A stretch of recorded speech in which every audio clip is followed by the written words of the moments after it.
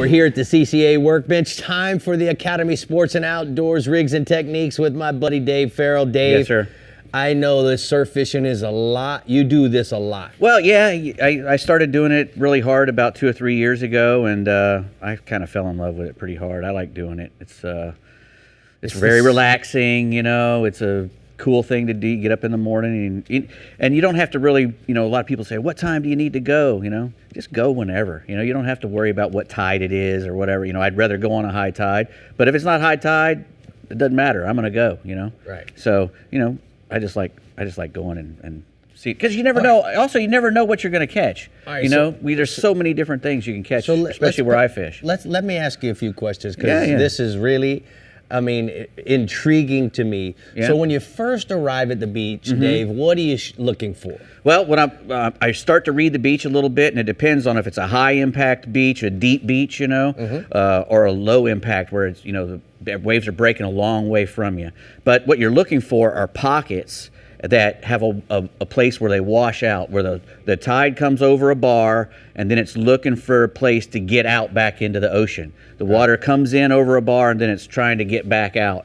And those places we call washouts. And you can find them a lot of times because there'll be foam on top of the water heading out offshore, or there'll be a breaking place where the waves are breaking, and there'll be a little break in the waves where they're not breaking. Right. That's usually a place where there's an outflow. And what happens is those fish, you know, they'll get on either side of that outflow, and they'll sit there waiting for stuff that's flushing out. What fish do you think are going to be sitting there? Whiting, you know, on the East Coast especially, we catch a lot of whiting, bluefish, all the predators, Spanish mackerel, little jackfish. You catch a lot of little jacks during the, you know, goggle eyes even the further south you Pompano, get. croakers. Pompanos, croakers, spots, you know, margates, stingrays, sharks. I mean, just about anything. You know, there's just so much stuff that you can catch in the surf, which makes it a lot of fun. All right, so now we've located our spot, right. What we think is a higher percentage. You want to put a couple of rods out. You know, a lot of people make the mistake and put all four of their rods. You'll put out 4 or 5 rods right when they get there. I always like to put 2 rods out, minimal bait on them, just so I can see if we're going to get a bite within 5 or 10 or 15 minutes. So what's the bait going to be? Well, I like to. Well, I'll show you. I'll rig up one right here. I like to use a shrimp. It's hard sometimes to get sand fleas. If I can't get sand fleas, I'll use shrimp. You can always find a place with shrimp. Frozen shrimp. Believe it or not, I like these Blue Magic shrimp. I get these. These guys are farm raised, and they're made for bait. And what I'll do is I'll get a good pair of scissors. Okay. I cut the head off. I usually don't use the head. You can use the head. A lot of people catch a lot of fish on them, but I don't use the head. I'll cut them into sections, and I'll put them on a pompano rig. These are the Safari rigs by Pompano Rich.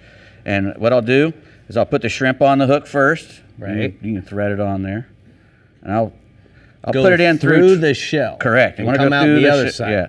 And it like that, something like that. And then I'll come by, I'll cut up some fish bites, about inch sizes, and then I cut these again into little triangles.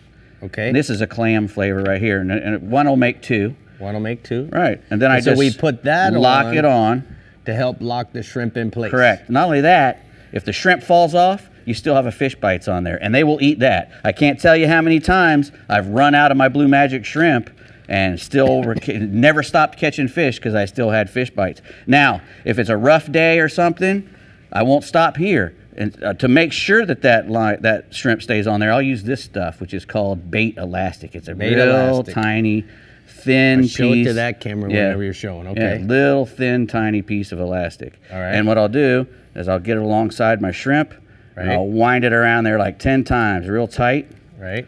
And break it. And I'll do the same thing on the other side. The opposite way. Yeah, you can do it the same way. Doesn't matter either way. Yeah, just as long as it's tight. Yeah. And break it off. I missed a break there.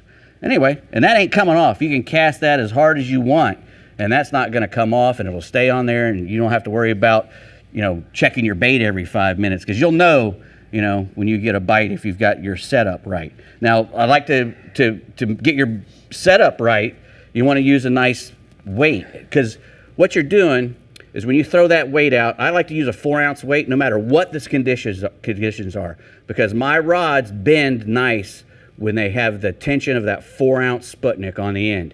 And when they bend over really good, I have tension on the line, This thing is up above the bottom, and my floats are doing their job, keeping the baits off the bottom and hopefully out of the catfish and whatnot. And I have something like this going on. And if I have some, and if it's tight enough and my rod's bent, when the fish comes to eat it, my rod's boom, boom, boom, boom, boom. Or it'll go. This is anchored in the sand. Correct. Like so. It'll either go boom, boom, boom, boom, boom, and I'll be able to see immediately that I have a good bite. It's not a gentle pull. A lot of people watching the line getting pulled by the surf, they'll think they're getting a bite. That's not what a bite is. A bite is ding, ding, ding, ding, ding, ding, ding. Yeah. And you'll see that, and you just start winding. A lot of times, your bite, though, when you've got a real good amount of tension on there, your rod will just stand straight up. That means a nice pompano's picked up the weight, yeah, and has let all the tension off immediately. Then you know you've probably got a good fish because he's running up or down the beach usually. Got it.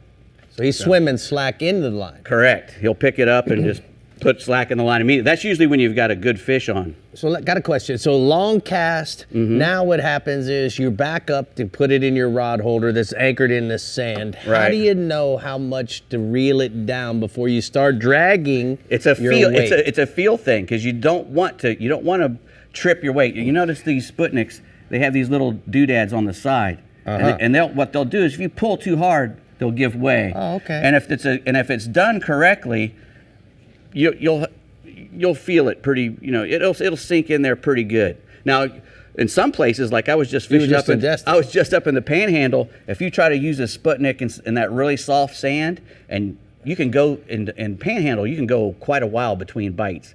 For some reason, it doesn't seem like there's a whole lot of other fish in the surf versus just pompano or sometimes a redfish. But if you leave your Sputnik in that really soft sugar sand for any amount of time, it'll work its way down in there. Then you can't get it out. You end up breaking your line trying to pull your sinker out of the sand. So you can use just a regular triangle sinker when you're in really soft sand. It's all about the sugar sand, Brie. Sugar sand, it's all about the feeling.